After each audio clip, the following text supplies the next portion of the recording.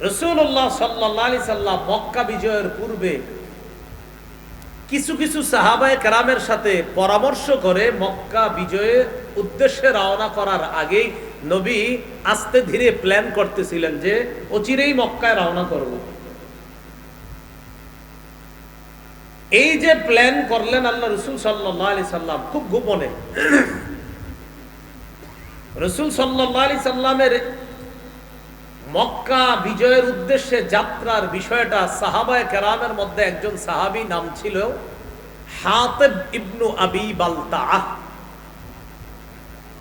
এই হাতিব ইবনে আবি বালতাআহ রাদিয়াল্লাহু তাআলা তিনিও বিষয়টা কোনোভাবে আঁচ করেছেন। আঁচ করতে পেরে তিনি কি করলেন, তিনি চুপে চুপে মক্কার কাফেরদের কাছে একটা চিঠি লিখলেন। কি লেখলেন চিঠির মধ্যে? যে আল্লাহ রসুল কিন্তু অচিরেই তোমাদের বিরুদ্ধে অভিযান করবে। এই জাতীয় একটা চিঠি লেখা গোপনে মক্কার উদ্দেশ্যে পাঠাইয়া দিছে। খুব মন দিয়ে শুনেন, সাহাবীর ব্যাপারে যেন কোনো ধরনের খারাপ চিন্তা চেতনা মনে না আসে। তো যিনি লেখলেন চিঠিটা তার নাম হাতিব ইবনু আবি বালতাআহ। তিনি চিঠিটা পাঠাই দিলেন কোথায়? মক্কার উদ্দেশ্যে। চিঠি যখন তিনি পাঠাইলেন, একজন নারীর মাধ্যমে পাঠাইলেন। এই নারী ছিল গায়িকা, ঘুরা ঘুরা গান গাইত।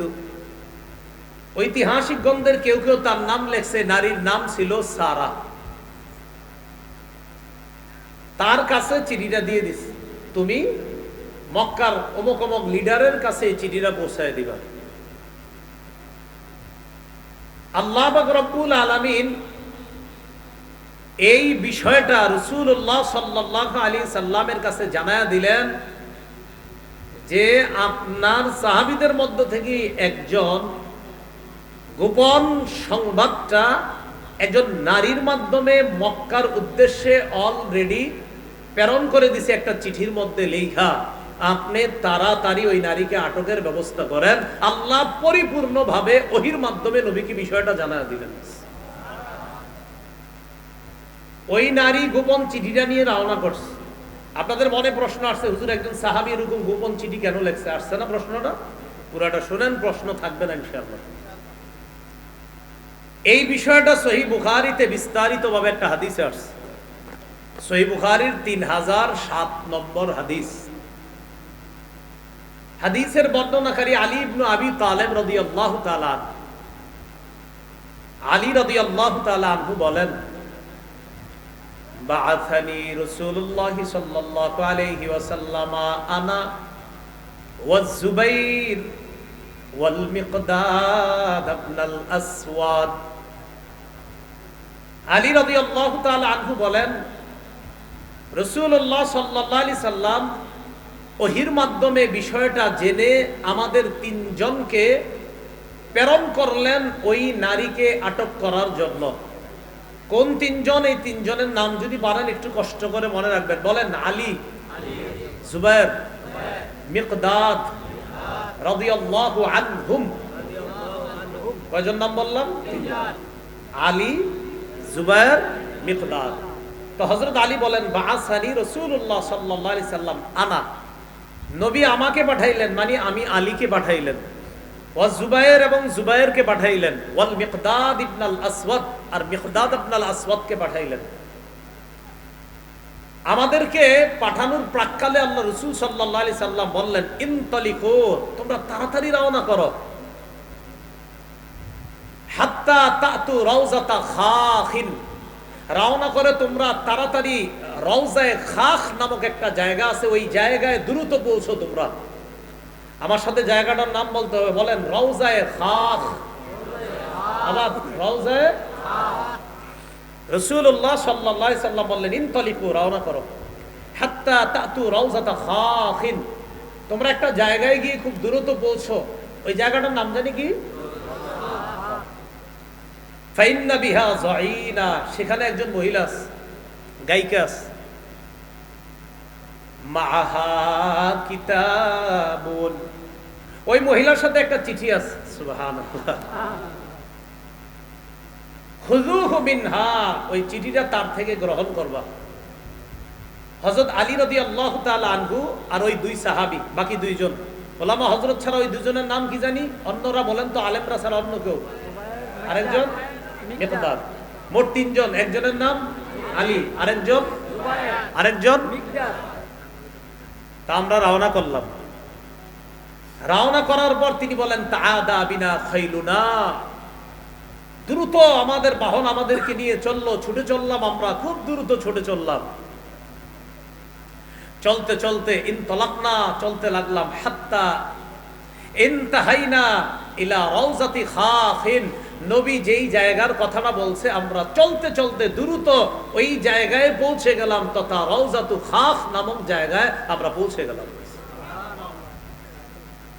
সেখানে পৌঁছার পর ফাইদা নাহনু বিজ্জাইনা, হঠাৎ দেখি ওই মহিলা, যেই মহিলার কথা নবী বলছে, মহিলারে সরাসরি বললাম, আখরিজিল কিতাবা, চিঠিটা দাও। কোনো ভূমিকা ছাড়াই বললাম, চিঠিটা দাও। ফাকুলনা, আমরা বললাম, আখরিজিল কিতাব, চিঠিটা দাও। মহিলা কয়, মানে পুরা মহিলা কয়, কিসের চিঠি? মা মাই মিন কিতাব, আমার কাছে কোনো চিঠি নেই। হযরত আলী বলছেন, তোমার কাছে চিঠি আছে। যেহেতু আল্লাহর রাসূল বলছেন, এর মানে তোমার কাছে চিঠি আছে, এতে কোনো সন্দেহ নাই, চিঠি তাড়াতাড়ি দাও। হযরত আলী এক পর্যায়ে বললেন, লাতুখরিজিনাল কিতাব আও লানুলকিয়ান্নাত থিয়াব। হযরত আলী বলেন, লাতুখরিজিনাল কিতাব আও লানুলকিয়ান্নাত থিয়াব, হয়তো চিঠি দাও, না হয় যে কোনো মাধ্যমে, হয়তো মহিলা ইত্যাদি ডেকে এনে হলেও তোমার কাপড় খুলে তোমার ভিতর থেকে চিঠি বের করার ব্যবস্থা করতে আমরা বাধ্য হব, কারণ চিঠি তোমার কাছে আছে, এতে কোনো সন্দেহ নাই। এখন চিঠি কি দিবা না দিবা না সেটা বলো। মহিলা কি করছে দেখেন, ফাখরাজাতহু মিন ইকাসিহা, খোপার ভিতর থেকে চিঠি বের করছে, চুলের খোপার ভিতর থেকে চিঠি বের করছে। চিঠি বের করার পর হযরত আলী, জুবায়ের, মিকদাদ তারা চিঠি নিয়ে তাড়াতাড়ি চলে আসছে মদিনায়। রাসূলুল্লাহ সাল্লাল্লাহু আলাইহি সাল্লামের কাছে চিঠি পৌঁছানোর পর চিঠি খুলে দেখা গেল, ফাইদা ফীহি মিন হাতিব ইবনে আবি বালতা ইলা উনাসিম মিনাল মুশরিকিন মিন আহলি মক্কাহ ইউখবিরুহুম বিবাদি আমরি রাসূলিল্লাহি সাল্লাল্লাহু আলাইহি ওয়াসাল্লাম। চিঠি খোলা হলো। চিঠি খুলে দেখা গেল চিঠির মধ্যে লেখা, হাতিব ইবনে আবি বালতার পক্ষ থেকে মক্কার মুশরিকদের উদ্দেশ্যে একটা চিঠি লেখা, যে চিঠির মধ্যে আল্লাহ রাসূলের কিছু বিষয় তাদেরকে অবগত করে ওই চিঠির মধ্যে বিভিন্ন বিষয় হাতিব ইবনে আবি বালতা লিখছে চিঠির মধ্যে। তাড়াতাড়ি ডাকছে, হাতিবকে ডাকো। হাতিব ইবনে আবি বালতা রাদিয়াল্লাহু তাআলা, সবাই বলেন রাদিয়াল্লাহু তাআলা, আবার বলেন সবাই, তাকে ডাকছে। ডাকার পর রাসূলুল্লাহ সাল্লাল্লাহু আলাইহি সাল্লাম বললেন, মা হাদা ইয়া হাতিব। হাতিব, এটা কি? এটা কি বলো? হাতিব ইবনে আবি বালতা বললেন, লা তাজাল আলাইয়া ইয়া রাসূলুল্লাহ, হুজুর আমার ব্যাপারে দ্রুত সিদ্ধান্ত নিয়েন না, আমার কথা একটু শুনেন। রাসূলুল্লাহ সাল্লাল্লাহু আলাইহি সাল্লামকে হাতিব ইবনে আবি বালতা এবার বললেন, হুজুর আমি এই চিঠিটা লিখছি মক্কার মুশরিকদের কাছে, আপনি আমার ব্যাপারে দ্রুত সিদ্ধান্ত নিয়েন না, চিঠিটা আমি লিখছি তাদের কাছে। আপনার সাথে যে মুহাজির সাহাবী যারা আছে, ইয়া রাসূলুল্লাহ, কানা মাআকা মিনাল মুহাজিরিন লাহুম কারাবাতুন ইয়াহমুনা বিহা আমওয়ালাহুম ওয়া আহলিহিম, আপনার সাথে যে মুহাজির সাহাবী যারা আছে তাদের আত্মীয় স্বজন মক্কায় আছে, আত্মীয়তার বন্ধনের কারণে তারা তাদের সম্পদ রক্ষা করতে পারবে, তারা তাদের সন্তানদেরকে রক্ষা করতে পারবে। হুজুর কুনতুম রাআন মুলসাকান ফি কুরাইশিন, আমিও কুরাইশদের সাথে ছিলাম লম্বা সময় মক্কায়, ওয়ালাম আকুন মিন আনফুসিহিম, কিন্তু আমি তাদের আপনজন কেউ না। আপনার সাথে যারা আছে সাহাবী, তাদের আপনজনরা এখনো মক্কায় আছে। আমি যদিও মক্কায় কুরাইশদের সাথে ছিলাম, কিন্তু আমার আপনজন বলতে কেউ নাই। হুজুর আমার অনেক আত্মীয় স্বজনরা সেখানে আছে। অর্থাৎ কোথায়? মক্কায় যেই জায়গায় সাহাবীদের আপনজন আছে, তো আমার কিছু রিলেটিভ আছে যারা এখনো মক্কায় রয়ে গেছে, তো তাদের আপনজন বলতে মক্কায় কেউ নাই। আমি চিন্তা করলাম, আমি যদি একটা চিঠি লিখি, এই চিঠি লেখার কারণে আমি চিন্তা করলাম ফাআহবাবতু, আমি এই ইচ্ছা করলাম ইদফাতা যালিকা মিনান নাসাবি ফীহিম, যেহেতু আমার বংশের কোনো সম্পর্ক নাই, তাই আমি চিন্তা করলাম একটা চিঠি লিখি। আমি একটা চিঠি লিখলে তাদের সাথে একটা ভালো সম্পর্ক হবে। ইয়াহমুনা বিহা তারাবাতি, তখন তারা আমার পরিজন পরিবারের যে কয়েকজন আছে তাদেরকে তারা রক্ষা করবে। কারণ আপনি যখন মক্কায় যাবেন, যাওয়ার পর যখন তাদের বিরুদ্ধে লড়াই করবেন, হুজুর আমার তো ইয়াকিন আপনাকে আল্লাহ বিজয় দান করবেন, কিন্তু তখন তো আমার আত্মীয় স্বজন যারা আছে তারাও বিপদে পড়বে। আমি শুধু তাদেরকে বিপদ থেকে উদ্ধার করার জন্য কাফেরদের সাথে শুধুমাত্র এতটুকু একটু খাতির করতে চাইছিলাম, একটা চিঠি লেখা।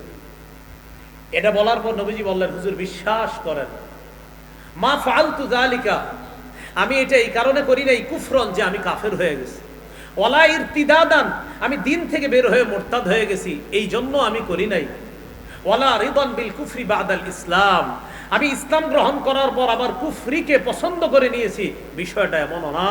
তাহলে আমি কাফেরও হই নাই, আমি মুরতাদও হই নাই, আমি ইসলাম গ্রহণ করার পর কাফের হয়ে গেছি, বিষয়টা এমনও না হুজুর। শুধুমাত্র একটা চিঠি দিলে যদি তারা আমার প্রতি একটু সহানুভূতি প্রদর্শন করে, আমার যে সন্তান আদি আছে তাদেরকে অন্তত যদি একটু রক্ষা করে, এই জন্য একটা চিঠি লিখছিলাম। নবীজি তার পুরো বক্তব্য শুইনা সাহাবীদেরকে লক্ষ্য করে বললেন, লাকাদ সাদাকাকুম, এই শোনো, হাতেব যা বলছে সত্য কথা বলছে। সুবহানাল্লাহ, কি বলছে? সত্য কথা। হযরত ওমর ফারুক রাদিয়াল্লাহু তাআলা আনহু বললেন, দানি আদরিব উনুকা হাযাল মুনাফিক, হুজুর আমার একটু সুযোগ দেন, আমি ওর গলাটা উড়িয়ে দিই। এই মুনাফিক বলছে, এই মুনাফিকের। আল্লাহ রাসূল বললেন, ওমর সাবধান, কদ শাহিদা বাদরা, আমার এই সাহাবী হাতেব বদরের যুদ্ধে অংশগ্রহণ করছে। তুমি জানো বদরের সাহাবীদের ব্যাপারে আল্লাহ কি বলছে? আল্লাহ বলছে, আমালু মা শিতুম, তোমাদের যা মন চায় তোমরা তা করো। ও বদরের অংশগ্রহণকারী সাহাবীরা, তোমাদের যা মন চায় তা করো, কদ গফারতু লাকুম, আমি তোমাদেরকে মাফ করে দিয়েছি। তো হাতিব ইবনে আবি বালতার এই ব্যাপারটা মাথায় রাখবেন, উনি কুফরিও করে নাই, উনি মুরতাদও হয়ে যায় নাই, উনি ইসলাম গ্রহণ করার পর কুফরিকে পছন্দ করে নিয়েছে, বিষয়টা এমনও না। উনি আসলে ওনার এই জায়গায় বুঝতে একটু ভুল হয়েছে, উনি মনে করছে এটা দিলাম আর এতে আর কি হবে। ঐতিহাসিকগণ লেখছেন ওনার ইয়াকিন ছিল বিজয় তো আল্লাহ নবীরই দিবে। কেন? কারণ আল্লাহ তো আগেই বলছে, ইন্না ফাতাহনা লাকা ফাতহাম মুবিনা, কোরআনের আয়াত প্রমাণ করে যে আল্লাহ নবীর হাতেই এই মক্কার বিজয় দান করবেন। উনি ইয়াকিনের কারণে একটা চিঠি লিখছে যে কাফেররা, তোমরা আমার চিঠি পাওয়ার পর যতই উল্লাসিত করো, বিজয় কিন্তু আল্লাহ নবীরে দান করবে। এটা ওই সাহাবীরও ইয়াকিন ছিল। তা আল্লাহ নিষেধ করে দিলেন, না, এই জাতীয় বন্ধুত্ব করা যাবে না। বুঝে আসছেন এবার? এটাই বলতেছে, ইয়া আইয়ুহাল্লাযীনা আমানু লা তাত্তাখিযু আদুওয়ি ওয়া আদুওয়াকুম আউলিয়া তুলকুনা ইলাইহিম বিল মাওয়াদ্দা, হে ঈমানদারগণ, আমার শত্রু আর তোমাদের শত্রু, এই শত্রুদেরকে এমন বন্ধু বানাও না যে বন্ধুত্বের কারণে তুলকুনা ইলাইহিম বিল মাওয়াদ্দা, তাদের কাছে চিঠি পাঠায়া দাও বন্ধুত্বের খাতিরে, তাদের কাছে চিঠি পাঠায়া দাও আন্তরিকতাপূর্ণ সম্পর্কের কারণে, বন্ধুত্বের কারণে। এই জাতীয় বন্ধু কোনো কাফেররে বানাও না, আমার শত্রুরে এমন বন্ধু বানাও না, তোমাদের শত্রুরে এমন বন্ধু বানাও না যে যেই বন্ধু বানানোর পর চুপে চুপে চিঠিও পাঠাও, এরকম বন্ধু বানাও। এবার বুঝে আসছে কথা আপনাদের? এটা আল্লাহ নিষেধ করলেন যে হাবিব হাতিব ইবনে আবি বালতাকে সহ আপনার সব সাহাবীদেরকে জানায় দেন যে এরকম বন্ধুত্ব যেন তাদের সাথে না করে। এবার আল্লাহ বলেন, ওয়াকাদ কাফারু বিমা জাআকুম মিনাল হক, অথচ তোমাদের কাছে যে হক এসেছে আল্লাহর পক্ষ থেকে, এই হক ওই বন্ধুরা অস্বীকার করে। কারা? যাদের সাথে বন্ধুত্ব করে চুপি চুপি চিঠি পাঠাইতে চেয়েছো, ওই বন্ধুরা, ওই কাফেররা অস্বীকার করে ওই সত্যকে, যে সত্য তোমাদের কাছে এসেছে। আর তারা কি করেছে তোমাদের মনে নাই? ইউখরিজুনার রাসূলা ওয়া ইয়াকুম আন তুমিনু বিল্লাহি রাব্বিকুম, তারা রাসূলকে এবং তোমাদেরকে মক্কা থেকে বের করে দিয়েছে, এগুলো তোমাদের মনে নাই? অপরাধ কি? আন তুমিনু বিল্লাহি রাব্বিকুম, শুধুমাত্র এই কারণে রসুলকে আর তোমাদেরকে বের করে দিয়েছে, তোমরা তোমাদের রব আল্লাহকে বিশ্বাস করেছো, আল্লাহর উপর ঈমান এনেছো, শুধুমাত্র এই কারণে রসুলকেও বের করেছে মক্কা থেকে, তোমাদেরকেও বের করেছে। যারা তোমরা এইভাবে বের করলো তাদের সাথে আবার তলে তলে গোপনে কিসের বন্ধুত্ব, তাদেরকে বন্ধু বানালো, এটা আল্লাহ নিষেধ করে দিলেন। বুঝে ঠিক কইতেছেন তো? বুঝতে হবে। তাহলে আল্লাহ এটা নিষেধ করলেন যে তাদের সাথে কোনো বন্ধুত্ব করবা না। এরপর আল্লাহ বলেন ইন কুনতুম খরজতুম জিহাদান ফি সাবিলি, যেটার অনুবাদ আমি শুরুতে তুলছি, ইন কুনতুম খরজতুম জিহাদান ফি সাবিলি ইবতিগা মারদাতি। এতক্ষণ পর্যন্ত যেটা এটা কেমন যেন জবাবুল শর্ত, আর ইন কুনতুম খরজতুম জিহাদান ফি সাবিলি এটা হলো শর্ত। অর্থাৎ যদি তোমরা আমার রাস্তায় জিহাদ করতে চাও আর আমার সন্তুষ্টি অর্জন করতে চাও, তাহলে তোমরা আমার শত্রু আর তোমাদের শত্রুকে বন্ধু হিসাবে গ্রহণ কইরো না। এমন বন্ধুত্ব যে বন্ধুত্বের খাতিরে চুপে চুপে সিডি বানাও, এমন বন্ধুত্ব করবা না। আল্লাহ আমাদেরকে কথাগুলা বোঝার তৌফিক দান করেন। এবার আল্লাহ বলেন তুসিররুনা ইলাইহিম বিল মাওয়াদ্দাহ ওয়া আনা আ'লামু বিমা আখফাইতুম ওয়া মা আ'লানতুম। তোমরা যে গোপন বন্ধুত্ব করো, অথচ আমি জানি যা তোমরা গোপন করো, যা তোমরা প্রকাশ্যে করো, এটা কিন্তু আমি আল্লাহ জানি। ওয়া মান ইয়াফআলহু মিনকুম ফাকাদ যাল্লা সাওয়াআস সাবিল। তোমরা যারা মুমিন তোমাদের মধ্য থেকে এমন যারা করবে, ফাকাদ যাল্লা সাওয়াআস সাবিল, সে স্পষ্ট ভ্রষ্ট হয়ে যাবে, হেদায়েতের রাস্তা থেকে সে বিচ্যুত হয়ে যাবে, সঠিক রাস্তা থেকে সে বিচ্যুত হয়ে যাবে। ভাই কি শিখলাম? কাফেরদের সাথে গোপনেও বন্ধুত্ব রাখা যাবে না। আল্লাহ আমাদের সকলকে এই কথাগুলা বুঝে শুনে বর্তমান পরিস্থিতিতেও যেন আমরা খুব সতর্কতার সাথে ঈমানের উপর চলতে পারি, আল্লাহ তৌফিক দান করেন। এবার দেখেন আল্লাহ কি কয়। প্রথমে আগে আমগো কুমিল্লার ভাষা একটু বলি, সেবে পাইলে কি বলি? সেবে পাইলে মানে হুজুর আজকে আপনারই কিছু কইলাম না, কারণ পায়ালই হুজুর ভালো আছেন, এক কাপ চা খান, পান খান। মনে মনে কি কই জানেন? হুজুর আজকে চা খাওয়াইতেছি কেন জানেন? আরেকদিন ধর্ম, এখন আপনার লোক বেশি, কিছু কইলাম না। এই পরে কি কই? সেবে পাইলে। আর কোরআনের অনুবাদটা হবে বাগে পাইলে। বাগে মানে বাগের ইয়াটা আমগো কুমিল্লার ভাষায় বললাম সেবে। আল্লাহ কয় গোপনে গোপনে যেই কাফেরদের সাথে তোমরা বন্ধুত্ব করো, ইয়াতকাফুকুম, যদি তারা তোমাদেরকে সেবে পায়, ইয়াতকাফুকুম, যদি তারা তোমাদেরকে বাগে পায়, মানে যদি হাতের নিচে কখনো পায়া যায়, এখন তো চুপে চুপে বন্ধুত্ব করো, যদি কখনো ওই যে আমরা বলি সেবে পায়, ইয়াকুনু লাকুম আ'দা, তোমাদের শত্রু হয়ে যাবে তারা, যাদেরকে গোপনে বন্ধু ভাবছো এতদিন, যখন তারা কোনো সুযোগ পাবে নগদ পল্টি মারে বন্ধু হয়ে যাবে। যাদেরকে নগদ পল্টি মেরে শত্রু হয়ে যাবে, যাদেরকে তোমরা চুপে চুপে বন্ধু ভাবতা, ইয়াকুনু লাকুম আ'দা, হঠাৎ একদম নগদ পল্টি মারবে আর নগদ শত্রু হতে দেরি করবে না। আল্লাহর কসম, অমুসলিম বেঈমান যাদেরকে আমরা অনেক সময় মনে করি তিনি মনে হয় আমার আপনজন, আবার চুপে চুপে তার সাথে সম্পর্ক যদি রাখতে চাই, আল্লাহ বলতেছেন মনে রাখবা, যদি বাগে পায়, যদি সেবে পায়, যদি একবার পাইতে পারে, নগদ তোমার শত্রু হবে, আমি আল্লাহ বলে দিলাম। নগদ পল্টি মারবে, আমি আল্লাহ বলে দিলাম, পল্টি মারবে। ইয়াকুনু লাকুম আ'দা, ইয়াকুনু লাকুম আ'দা, তারা তোমাদের শত্রু হয়ে যাবে। তাহলে কি শিখলাম? চুপে চুপেও যদি কোন ইসলাম বিদ্বেষী কোন অমুসলিম কাফেরকে আমি বন্ধু মনে করি, আল্লাহ কয় সুযোগ পাইলে নগদ তোমার শত্রু বানাবে। আর কি করবে? ওয়ায়াবসুতু ইলাইকুম আইদিয়াহুম ওয়া আলসিনাতাহুম বিসসু, তোমাদের দিকে দুটা কষ্টের জিনিস প্রসারিত করবে। বলেন কয়টা কষ্ট? এক, হাত দিয়া কষ্ট দিতে চাবে, দুই, জবান দিয়ে। এক, হাত প্রসারিত করবে মারার জন্য, অর্থাৎ শারীরিক কষ্ট দিবে তোমাদেরকে, ও আলসিনাতাহুম বিসসু, আরেকটা হলো জবান দিয়ে তোমাদেরকে কষ্ট দিবে। সারা পৃথিবীর বেঈমান শক্তি এখন জবানে ও অস্ত্র দিয়েও আমাদেরকে কষ্ট দিবে, সারা পৃথিবী।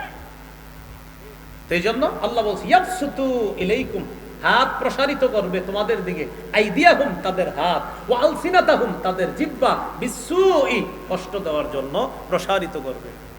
এই জন্য মনে রাখবেন, অনেক সময় কুফরি শক্তি যেগুলা, এগুলা মাঝে মাঝে এক হয়ে কয়, আরে এই কাজটা ঠিক হয় নাই।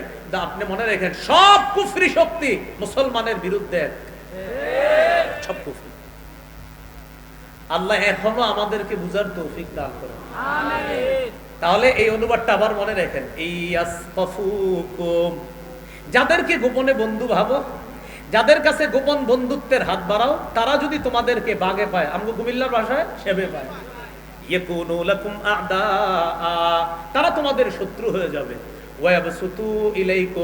তারা তোমাদের দিকে প্রসারিত করবে আইদিয়াহুম, হাত, ওয়া আলসিনাতাহুম, জিহ্বা, বিসসুই, কষ্ট দেওয়ার জন্য। আর কামনা করবে কি জানো? ওয়াওয়াদ্দু লাউ তাকফুরুন, আর কামনা করবে তোমরা সবাই যদি কাফের হয়ে যাইতা। নাউজুবিল্লাহ। কামনা করবে কি? তোমরা সবাই যদি কাফের হয়ে যাইতা। আচ্ছা, এবার দেখি আপনারা ওই হাতিব ইবনে আবি বালতাআ রাদিয়াল্লাহু তাআলা আনহুর ঘটনা বুঝে থাকলে বলেন তো, তিনি মূলত কি জন্য চিঠিটা পাঠাইতে চাইছে? ওনার কিছু আত্মীয়রা আছে এখনো, ওদের উপর যেন কোনো আক্রমণ না আসে, তাদেরকে বাঁচানোর জন্য। এবার আল্লাহ কি বলে দেখেন, লান তানফাকুম আরহামুকুম ওয়ালা আওলাদুকুম ইয়াউমাল কিয়ামাহ। তোমাদের আত্মীয় স্বজন, তোমাদের সন্তান কিয়ামতের ময়দানে তোমাদের কোনো কাজে আসবে না। ইয়াফসিলু বাইনাকুম, আল্লাহ তোমাদের মাঝে ফয়সালা করবেন। ওয়াল্লাহু বিমা তা'মালুনা বাসীর, তোমাদের কর্মকাণ্ড সম্পর্কে আল্লাহ অবগত আছেন। আল্লাহ তোমাদের কর্মকাণ্ড দেখতেছেন। বলেন, আল্লাহ আমাদের কর্মকাণ্ড দেখতেছেন। আমরা মুসলমানদের অধঃপতনের অন্যতম কিছু কারণের মধ্যে একটা হলো, মুসলমানরা মুসলমানের অধিকার আদায়ের শ্রেষ্ঠ একটা উপায় হলো জিহাদ।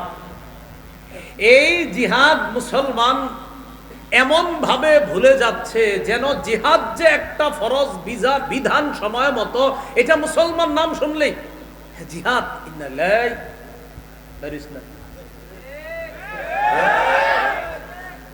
যে মাওলানা জুনায়েদ আল হাবিব সাহেব নাকি বলছে আগামীকাল আছে নবীর ইজ্জত নিয়ে কথা বলছে, একজন মিছিল আছে। হ্যাঁ আব্বা বলছিল তো গতকাল জুমার নামাজে, তোই আজকে হুজুর বলছে আমাদের এলাকাবাসী নিয়ে যাবে। হুজুর যাক, তুই যাইস না, বৈশা থাক, তোর বিকাল 5টা পর্যন্ত ঘর থেকে বেরোবি না, আল্লাহ বিল্লাহ কর। বলছিলাম মুসলমানরা অধঃপতনের অন্যতম একটা কারণ মুসলমানদের, সেটা হলো মুসলমান জিহাদের সঠিক অর্থ না জানা এবং জিহাদের ব্যাপারে মুসলমানদেরকে উল্টা পাল্টা বুঝানো আর সেটা তারা বুঝে নেওয়া। আজকে আমার সাথে একটু বলেন জিহাদ এবং সন্ত্রাস সম্পূর্ণ আলাদা। সন্ত্রাস অপবিত্র, জিহাদ পবিত্র। বিশ্ব সন্ত্রাস, বলেন বিশ্ব সন্ত্রাস মুক্ত দেখতে চাইলে, এবার বলেন বিশ্বকে সন্ত্রাস মুক্ত দেখতে চাইলে সন্ত্রাস প্রতিহত করার শ্রেষ্ঠ ঔষধ প্রয়োগ করতে হবে। সন্ত্রাস নামক অপবিত্র, বলেন সন্ত্রাস নামক অপবিত্র কর্মকাণ্ড দূর করার শ্রেষ্ঠ পবিত্র পদ্ধতি হলো জিহাদ। বলেন তো, সন্ত্রাস নামক অপবিত্র এটারে যদি দুনিয়া থেকে দূর করার কোন ধরনের উপায় আমরা অবলম্বন করি, আহারে সন্ত্রাস মুক্ত বিশ্ব দেখতে চাই, সন্ত্রাস মুক্ত সমাজ দেখতে চাই, সন্ত্রাস মুক্ত বাংলাদেশ দেখতে চাই, আল্লাহর কসম সারা পৃথিবী যদি সন্ত্রাস মুক্ত দেখতে চাই তাহলে শ্রেষ্ঠ পবিত্র বিধান জিহাদের বিকল্প আর কিছু নেই। কিন্তু এই বিষয়টা আপনার বুঝতে হবে, এটা আরেকজন আপনি বুঝাইতে হবে। যেমন আপনার ঘরে ওইরকম লোক আছে যিনি আপনার বলবে, এ বেটা জিহাদ মানি, তোর বেটা এই সন্ত্রাসগিরি আপনি বলবেন না, জিহাদ আর সন্ত্রাস আলাদা। এর মুখ দিয়া বলাইবেন যে আপনি বলেন সন্ত্রাস অপবিত্র, জিহাদ পবিত্র। এর বলাইবেন যে ব্যক্তিগুলা বলবেন সন্ত্রাসী দূর করার শ্রেষ্ঠ উপায় হলো জিহাদ। এরপরে তারে বুঝাবেন আবু জাহেল সন্ত্রাসী ছিল, নমরুদ সন্ত্রাসী ছিল, ফেরাউন সন্ত্রাসী ছিল, আবু জাহেল এমন সন্ত্রাসী ছিল। কাবা চত্বরে আমার হাবিব নামাজের মধ্যে দাঁড়াইছে। উকবা ইবনে আবি মুআইদ, বুখারীর বর্ণনা, উকবা ইবনে আবি মুআইদ রে পাঠাইছে। আবু জাহেল ঘোষণা করছে, কে পারবা অমুক এলাকায় যাবা, যাওয়ার পর আইয়ুকুম ইয়াতি বিজাজুরি আলি ফুলান, অমুক এলাকার ওটের নারী বুড়ি রক্ত গোবর গুলা আনবা। আনার পর মোহাম্মদ যখন সেজদায় যাবে সাল্লাল্লাহু আলাইহি ওয়াসাল্লাম, সেজদায় যাওয়ার পর অমুক এলাকার ওটের নারী বুড়ি পচা রক্ত মোহাম্মদের কাঁধের উপর দিবা। এরকম কে পারবা? উকবা ইবনে আবি মুআইদ দাঁড়ায় গেছে, আমি পারবো, যাও নিয়ে আস। সে গেছে, যাওয়ার পর সত্যি সত্যি ওটের নারী বুড়ি ওটের পায়খানা গোবর নিয়ে আসছে। নবীজি সেজদায় গেছে, বাস্তবে গিয়ে রসুলের কাঁধ মুবারকের উপরে ওটের নারী বুড়ি পচা রক্ত গোবর আল্লাহ রসুলের কাঁধের উপর চাপায় দিচ্ছে। এটা আপনি আপনার এলাকার ভাইকে বুঝান যে দেখো এটা কি, এটা সন্ত্রাসী। আমার নবী কাবা চত্বরে দাঁড়ায় রয়েছে, কাবায় দাঁড়ায় আল্লাহ রসুল সাল্লাল্লাহু আলাইহি সাল্লাম ইবাদত করবে। ওই পাপিষ্ঠ আবার আসছে উকবা। আসার পর নবীর গলা মুবারকের মধ্যে একটা চাদর পেঁচাইছে। চাদর পেঁচায় চাদর দুই দিক থেকে এইভাবে জোরে টান দিচ্ছে, এইভাবে চাদর পেঁচায় নবীর গলায় জোরে টান দিছে। বুঝান, আপনি প্রতিবেশীরে বুঝান, এই ঘটনা শোনান। বুখারীতে আছে যে আমার নবীর গলার মধ্যে এক পাপিষ্ঠ কাফের উকবা এইভাবে চাদর দুই পাশ দিয়ে পেঁচায় এইভাবে টান দিছে যে রসুলকে ফাঁসি দিয়ে মেরে ফেলবে। আবু বকর সিদ্দিক রাদিয়াল্লাহু তাআলা আনহু আসার পর তার একটা ধাক্কা মারছে। ধাক্কা মেরে আবু বকর সিদ্দিক রাদিয়াল্লাহু তাআলা আনহু বললেন, আতাকতুলুনা রাজুলান আইয়াকুলা রাব্বি আল্লাহ ওয়াকাদ জাআকুম বিল বাইয়িনাতি মির রাব্বিকুম। একটা মানুষকে কি এই কারণে তোমরা হত্যা করবা যে ব্যক্তি বলে আমার রব হলেন আল্লাহ, রব্বি আল্লাহ, যে ব্যক্তি বলে আমার রব হলো আল্লাহ, ওয়াকাদ জাআকুম বিল বাইয়িনাতি মির রাব্বিকুম, আর তিনি এই রব যে আল্লাহ এটার সপক্ষে তোমাদের কাছে প্রমাণ আদিও পেশ করেছে, এগুলা নিয়ে উপস্থিত হয়েছে, এরপরেও কি লোকটাকে তোমরা হত্যা করবা? এইভাবে আবু বকর সিদ্দিক তাকে সরায়া দিয়েছে। আমি আপনাদের কাছে জানতে চাই, এইভাবে আমার নবীর গলার মধ্যে চাদর পেঁচায় দুই দিক থেকে টান দেওয়া, এটা কি সন্ত্রাসী কিনা? আবু জাহেল ওর ওটের নারী বুড়ি আইনা আল্লাহ রসুলের কাঁধের উপরে দেওয়া, এটা সন্ত্রাসী কিনা? এইভাবে একদিন দুই দিন না, এক বছর দুই বছর না, টানা 13 বছর রসুল আর সাহাবীদের উপর সন্ত্রাসী কর্মকাণ্ড চালিয়েছে কাফেররা। কয় বছর? তাহলে বলেন তো কি বুঝলাম আমরা? মুসলমানরা আগে আক্রমণ করছে না সন্ত্রাসী করছে কাফেররা 13 বছর? বলেন, আক্রমণ কি আগে মুসলমানরা করছে না কাফেররা? কয় বছর? 13 বছর সাহাবা নবীর উপর এইভাবে অত্যাচার করছে। এরপর 13 বছর পর আল্লাহ আয়াত নাজিল করছে সূরা হজর 39-40 নম্বর আয়াত। আল্লাহ বলেন, উযিনা লিল্লাযীনা ইউকাতালুনা বিআন্নাহুম যুলিমু, যাদেরকে আক্রমণ করা হচ্ছে, উযিনা, এবার তাদেরকে জিহাদের অনুমতি দেওয়া হলো। উযিনা, অনুমতি দেওয়া হয়েছে। লিল্লাযীনা ইউকাতালুনা, যাদেরকে আক্রমণ করা হচ্ছে তাদেরকে জিহাদের অনুমতি দেওয়া হলো। কেন? বিআন্নাহুম যুলিমু, তাদেরকে জুলুম করা হয়েছে, তারা মাজলুম। এই তারা কারা? নবী আর সাহাবায়ে কেরাম। কত বছর? 13 বছর। কত বছর? এই 13 বছর যে কাজগুলো করছে ঠিক হয়েছে? তখন বলবে না, এগুলো তো অন্যায় হয়েছে, আবু জাহেল তো কামগুলো ঠিক করে নাই। তখন আপনি বলবেন এরপর আল্লাহ 13 বছর পর জিহাদের বিধান দিয়েছে। এই সন্ত্রাস নামক অপবিত্রতা দূর করার জন্য পবিত্র জিহাদ আল্লাহ দিয়েছেন। 13 বছরের অপবিত্রতা যেন দূর করে, তখন আল্লাহ জিহাদের বিধান দিয়েছে। তাহলে অপবিত্র সন্ত্রাসগিরি কয় বছর করছে কাফেররা? এরপরে জিহাদের বিধান দিয়েছে। এইভাবে আপনি এটা পার্সোনালি বুঝাইতে হবে। আগে মুখ দিয়ে স্বীকার করাইবেন, কাকা বলেন আবু জাহেল কামটা ঠিক করছে, তো বলবেন না।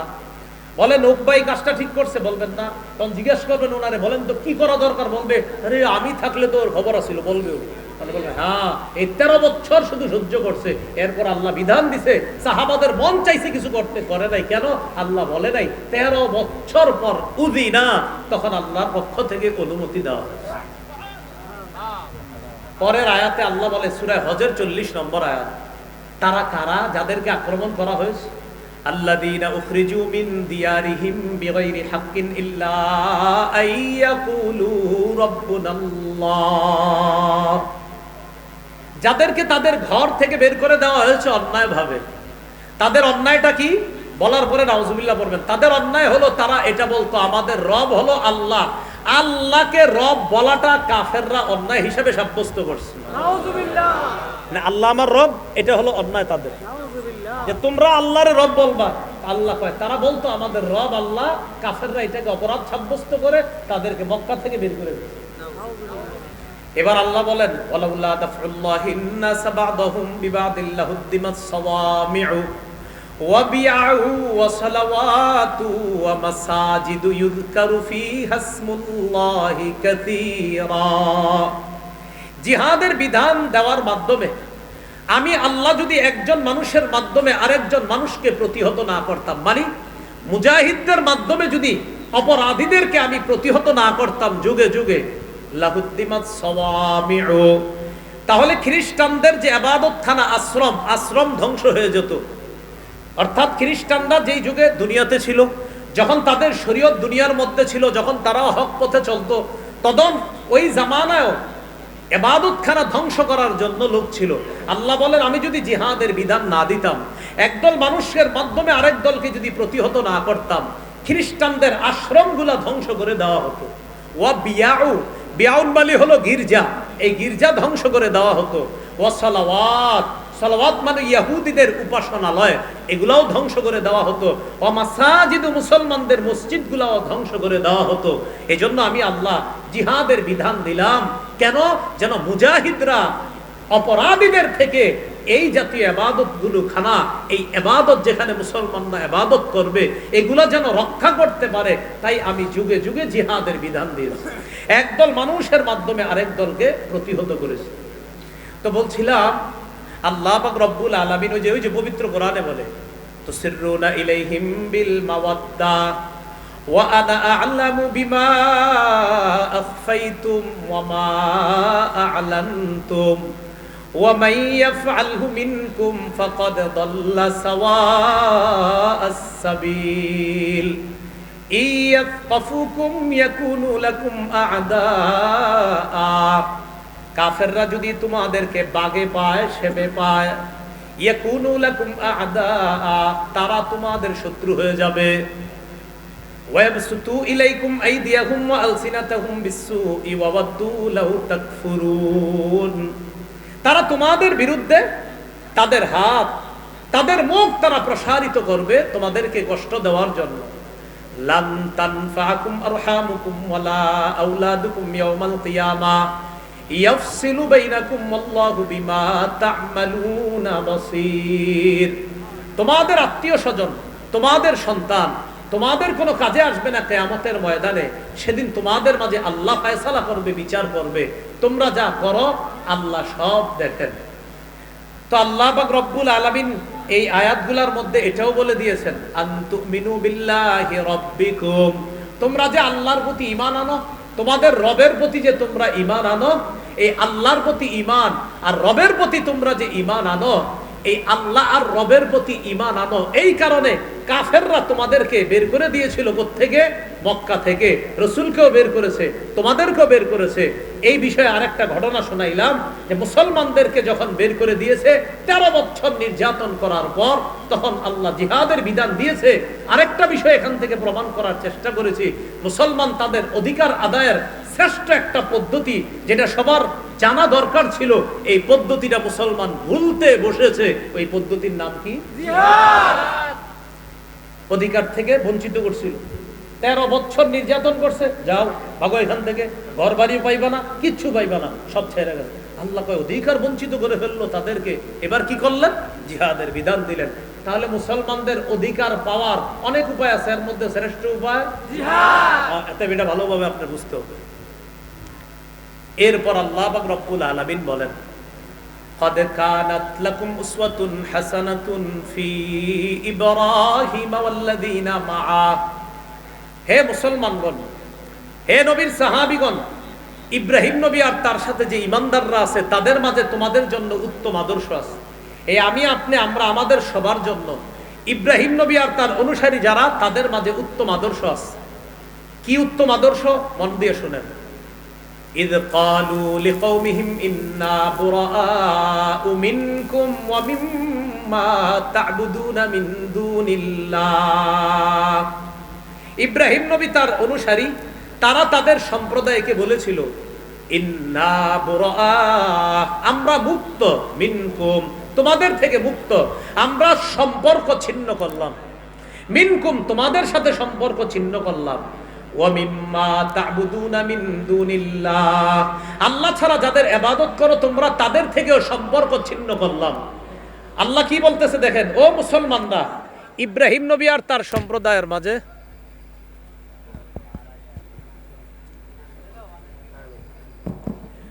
আল্লাহ পাক রব্বুল আলামিন বলেন, ও মুসলমানরা, ইব্রাহিম নবী আর তার সম্প্রদায়ের মাঝে, ইব্রাহিম নবী আর তার সাথে যারা ঈমানদার তাদের মাঝে তোমাদের জন্য আদর্শ আছে। কয় কিসের মাঝে?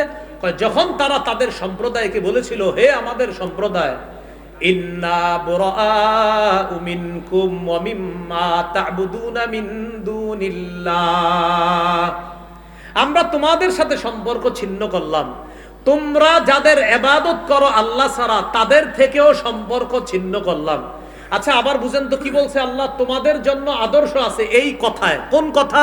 ইব্রাহিম নবী আর তার জাতি, ইব্রাহিম নবীর সাথে ঈমানদাররা তাদের সম্প্রদায়কে বলছে, হে আমাদের সম্প্রদায়, আমরা তোমাদের থেকে সম্পর্ক ছিন্ন করলাম, তোমরা আল্লাহ ছাড়া যাদের ইবাদত করো তাদের থেকেও সম্পর্ক ছিন্ন করলাম।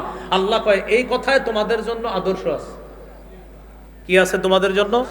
আদর্শ আছে। কাফারনা বিকুম, আমরা তোমাদের আকীদা বিশ্বাস অস্বীকার করি। ইব্রাহিম নবী ডাইরেক্ট বলে দিছে মূর্তি পূজারী যারা তাদেরকে, আমরা তোমাদের আকীদা বিশ্বাস অস্বীকার করি। ওয়া বাদা বাইনানা ওয়া বাইনাকুমুল আদাওয়াতু ওয়াল বাগদাউ আবাদা, আমাদের মাঝে আর তোমাদের মাঝে শত্রুতা এবং বিদ্বেষ আবাদা, চিরকালের জন্য প্রকাশ হয়ে গেছে। কাফারনা বিকুম, আমরা তোমাদের আকীদা অবিশ্বাস করি। ওয়া বাদা বাইনানা ওয়া বাইনাকুম, আমাদের মাঝে আর তোমাদের মাঝে স্পষ্ট হয়ে গেছে আল আদাওয়াত, শত্রুতা, ওয়াল বাগদা, বিদ্বেষ, আবাদান, চিরকালের জন্য। বেঈমানদেরকে মুসলমানরা এই কথা বলা, ও বেঈমানরা শোনো, তোমাদের সাথে কোনো সম্পর্ক নাই, তোমরা যাদের ইবাদত করো তাদের সাথে আমাদের কোনো সম্পর্ক নাই, তোমাদের আকীদা বিশ্বাস আমরা অস্বীকার, তোমাদের মাঝে শত্রুতাও স্পষ্ট, বিদ্বেষ স্পষ্ট, তোমাদের সাথে আমাদের সাথে শত্রুতা চলবে, বিদ্বেষ চলবে। কতদিন জানো? হাত্তা তুমিনু বিল্লাহি ওয়াহদা, যতদিন এক আল্লাহকে আল্লাহ বলে না মানবা, যতদিন এক আল্লাহকে আল্লাহ বলে না মানবা। এই কথায় অনেক শিক্ষা, তাওহীদের শিক্ষা, যে তাওহীদবাদীরা, ঈমানদাররা, তাওহীদবাদীরা, ঈমানদাররা, বিশ্বাসীরা অবিশ্বাসীদেরকে এই কথা বলা।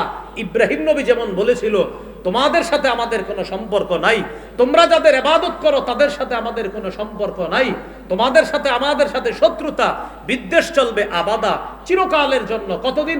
হাত্তা তুমিনু বিল্লাহি ওয়াহদা, যতদিন এক আল্লাহকে আল্লাহ বলে বিশ্বাস না করবা। কি ঠিক বুঝছা? ঠিক না? না বুঝছা? বুঝতে হবে যে আল্লাহ বলছে তোমাদের জন্য আদর্শ আছে। এই জায়গায় বললাম হ্যাঁ আদর্শ আছে, কিন্তু আদর্শটা আমরা গ্রহণ করলাম না, তাহলে কিন্তু হবে না। আমাদের ওসামা ভাই চলে আসছে, নারে তাকবীর, আল্লাহ ভাইয়ের হায়াতে বরকত দান করেন, সবাই বলে আমিন। আল্লাহ তাকে ভরপুর কবুল করেন, বলি আমিন। তো যাই হোক, ইল্লা কাওলা ইব্রাহিম লিআবিহি লাআস্তাগফিরান্না লাক ওয়া মা আমলিকু লাকা মিনাল্লাহি মিন শাই। ইব্রাহিম আলাইহিস সালাতু ওয়াস সালামের একটা কথা ছিল,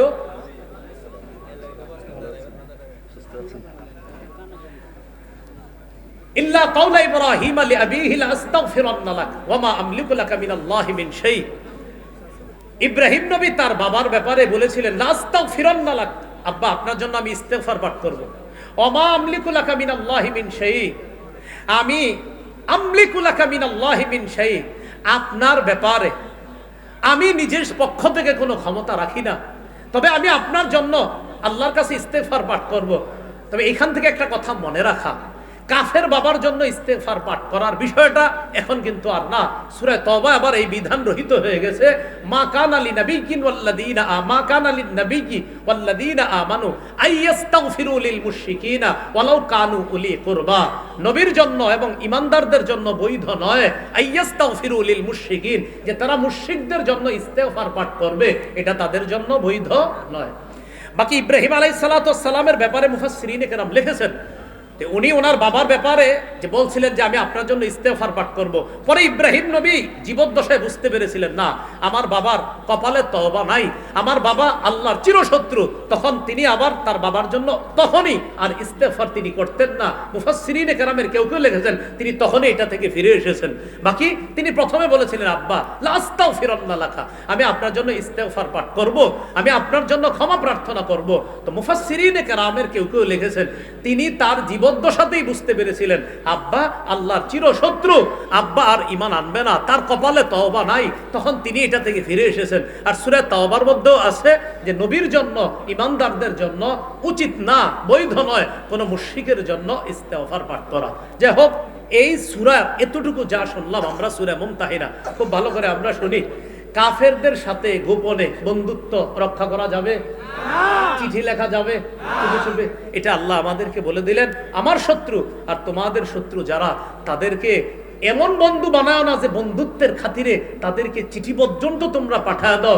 মনে রাখবা ইয়াত কফুকুম, মনে আসেনি আমগো কুমিল্লার ভাষায় অনুবাদটা, যদি সেবে পায়, আর অনুবাদ হলো যদি বাগে পায়, আর আমাদের কুমিল্লায় বলে যদি সেবে পায়। এই কাফেররা তোমাদেরকে, যাদেরকে গোপনে বন্ধু ভাবতেছো, ইয়াত কফুকুম, যদি তোমাদেরকে বাগে পায়, হাতের নিচে যদি কোনোভাবে পায়, ইয়াকুনু লাকুম আদা, তাহলে তোমাদের শত্রু হয়ে যাবে। আর আমি বললাম পোল্টি মারতে সময় নেবে না। ওয়াবসুতু ইলাইকুম আইদিয়াহুম ওয়া আলসিনাতাহুম বিসসুই, তারা তোমাদের দিকে প্রসারিত করবে হাত আর তাদের জিহ্বা, এই দুই জিনিস প্রসারিত করবে তোমাদেরকে কষ্ট দেওয়ার জন্য।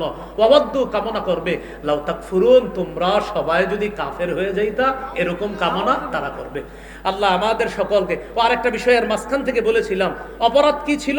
নবীরে বের করে দেওয়া আর মুসলমানদেরকে বের করে দেওয়া অপরাধ ছিল কাফেরদের কাছে। কেন তারা ঈমান আনছে এই ছিল অপরাধ। এরার বলতে গিয়ে বলেছিলাম মুসলমানদের অধপতনের অন্যতম একটা কারণ, মুসলমান তাদের অধিকার আদায়ের শ্রেষ্ঠ একটা পদ্ধতি আজ ভুলতে বসেছে প্রায়, সেটার নাম জানি কি? তো এই বিষয়গুলো আমরা শিখতে হবে, জানতে হবে। আর ওই যে চা দোকানের সামনে মুরব্বীরে বুঝাইতে হবে, আবু জাহেলের ঘটনাটা বলতে হবে, ওকবার ঘটনা বলতে হবে, বইলা বলতে হবে, কাকা ওকবা কাজটা ঠিক করছে, আবু জাহেল কাজটা ঠিক করছে, বলেন এই কাজটা অন্যায় হয়েছে না, এটা সন্ত্রাসগিরি হয়েছে না? চাচাই বলবে আমি থাকলে তোর খবর আছিল, উনি বলবেন হ্যাঁ, এই যে আপনি বলতেছেন খবর আছিল। সাহাবীদেরও মন চাইতো, জবাব দিত, কিন্তু জবাব দিত না, কারণ আল্লাহর পক্ষ থেকে তখন শুধু ধৈর্য আর সংযমের শিক্ষা একটুকুই দেওয়া হয়েছিল। 13 বছর শুধু সবর করেছে, ধৈর্য ধারণ করেছে। 13 বছর পর আল্লাহ বলেছেন উযিনা লিল্লাযিনা ইউকাতালুনা বিআন্নাহুম যুলিমু, যাদেরকে আক্রমণ করা হচ্ছে তারা মাজলুম, তাদের উপর জুলুম করা হয়েছে, তাদেরকে সম্পদ হারা করা হয়েছে, ঘর বাড়ি ছাড়া করা হয়েছে। এবার আর না, এবার জিহাদের মাধ্যমে অধিকার আদায় করতে হবে।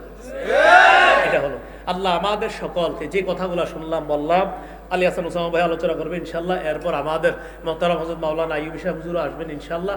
আমরা শেষ পর্যন্ত ইনশাল্লাহ এইভাবে সুন্দর পরিবেশটা বজায় রেখে আখিরি মুনাজাত করে যাবো ইনশাআল্লাহ।